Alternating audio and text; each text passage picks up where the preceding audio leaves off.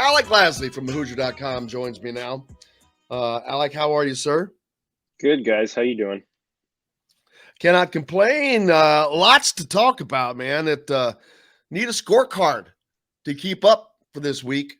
Offers have gone out. Many offers have gone out. Is Indiana looking to continue filling that roster up? Although for this season, as of this moment, they've only got one spot to fill. Trayce Thompson announced yesterday, confirmed he is coming back. And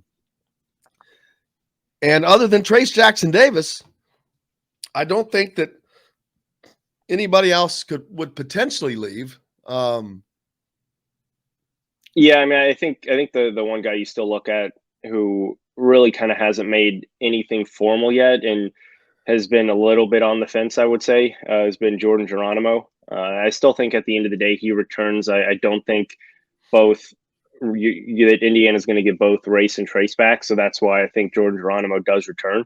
Obviously, the way that he ended this past season shows you that he's definitely ready for a bigger role and in a more consistent role.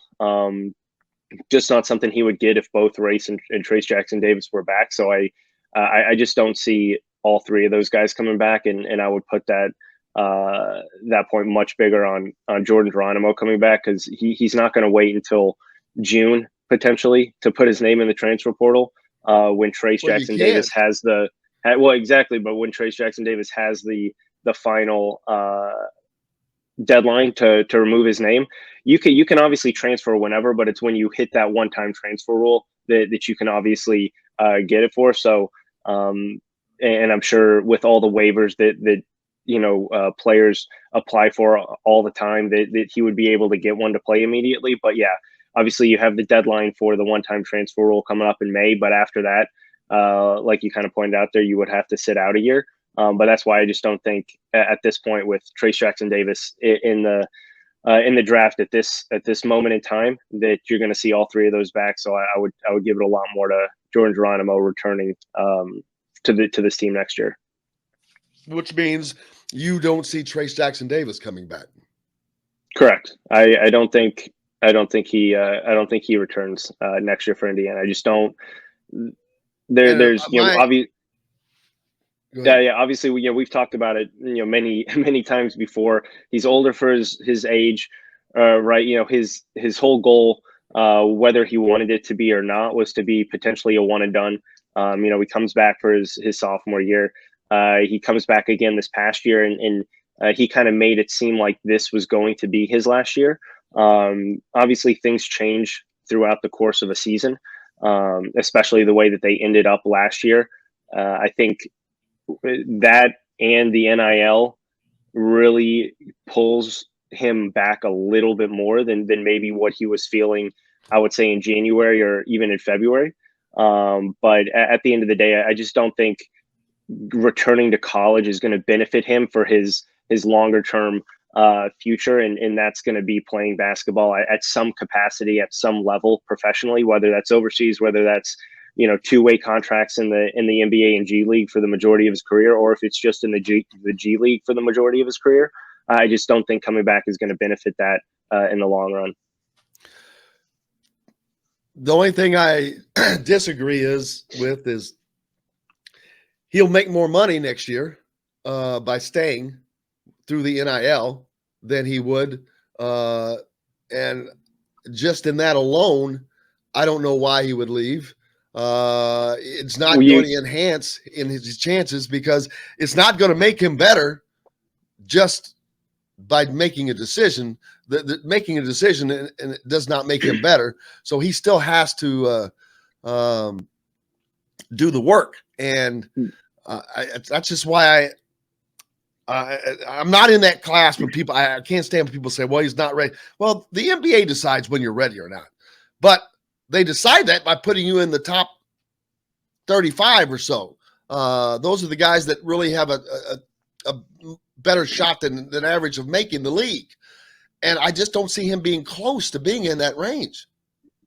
Yeah, 100% with being in that range. But at the same time, a lot of guys, you see these guys go after their freshman years when, let's be honest, a lot of those freshmen who leave are never ready for the NBA. They may show flashes, but they spend the majority of kind of those first years in the G League or sitting on the bench at the NBA level. But a lot of these guys don't go for that initial contract. It's if you can get to the NBA 1 or 2 years sooner, Right. that's 1 or 2 years sooner that you get that extra extension in that bigger contract. And when we're talking about that, that's light and days bigger than what Trayce JacksonDavis could get at an NIL level in college. And that's why when I say, obviously now, yes, returning to college would probably benefit him in terms of monetarily. But when you're looking at your future and you're already, a year and a half older than a lot of these other guys, even 2-3 years now at this point than a lot of these guys coming in who are more skilled than him in terms of potential at the NBA level, you need to take a chance and kind of bet on yourself and say, hey, if I can get to the G League right now and play against 30, 35-year-old like men and guys who have played in the NBA before, that could help me get to that kind of second contract a lot sooner than if I stayed an extra year. And now I'm an extra year behind development when it comes to the NBA level. And when I look at, though, Oscar Tshiebwe and North Carolina's, what's that kid's name? Cabot? Armando Bacot.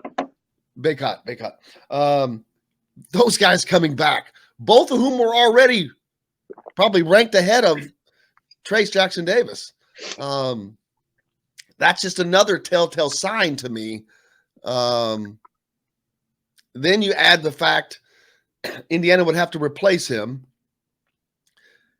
and there will be people in the portal still. That's not an issue. But does Trayce JacksonDavis, is he looking at what's coming in and what could be, knowing that they were close last year to being a pretty good team? They just missing a few crucial ingredients. And I'm not sure that those ingredients are filled, but they're certainly a lot better coming up than they were last year. Does he not look at that and say, hey man, I got one more shot at this.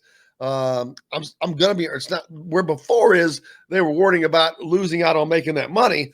He doesn't have to worry about that now. He can continue to make the money, and he needs to improve his game. I mean, it's just, but again, he's light years better than for the most part a lot of these guys in college at his position. So how is he gonna?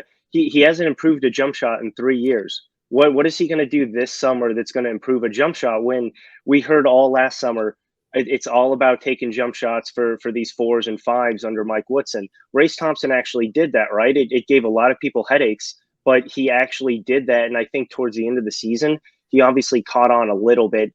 He's never going to be a guy who's going to make a ton of jump shots there. But to go back to the main, yes, NIL had a huge deal with bringing Armando Bacot back to North Carolina. But the fact that he was in a very similar position of not being in a lot of the kind of, I would say, top 50 of the mock drafts.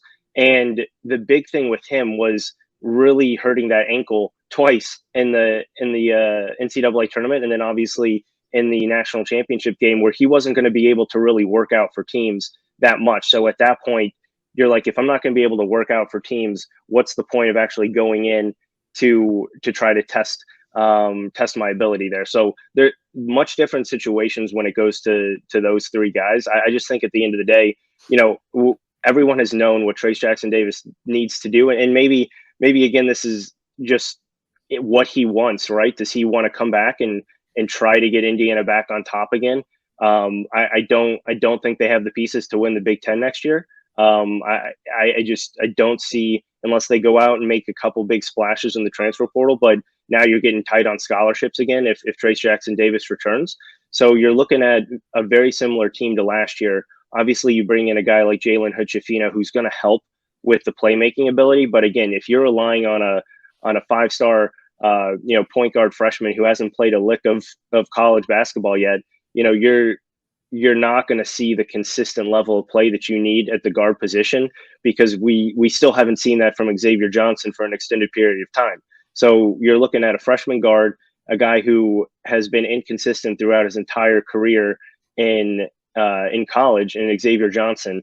And you need great guard play to, in order to win these big time games. So there's still a lot of pieces missing for Indiana. Can they be obviously much better than the 9th, 10th in the Big Ten. Absolutely. And I think they should have been that this year too. But if you're looking for them to win the Big Ten next year, I think that's a widely mistaken assumption, and one that is not going to happen unless they really find a way to improve the outside shot, which they haven't done up to this point.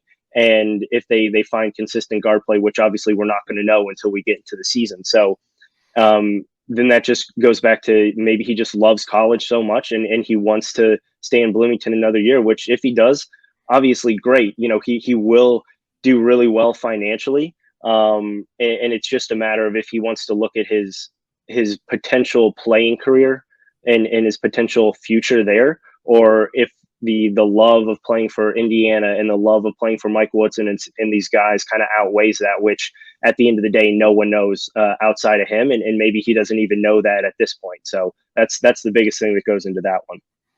And I agree with Doc Bob that you don't really start to develop until you get to the pro league, where you don't worry about anything but basketball, and you have guys that are working on you specifically as far as development. And it's just, if he goes though, if Indiana does not have the pieces to win the Big Ten now, which I agree with you, they need shooting, they need scoring. But if he leaves, they're in a much worse position.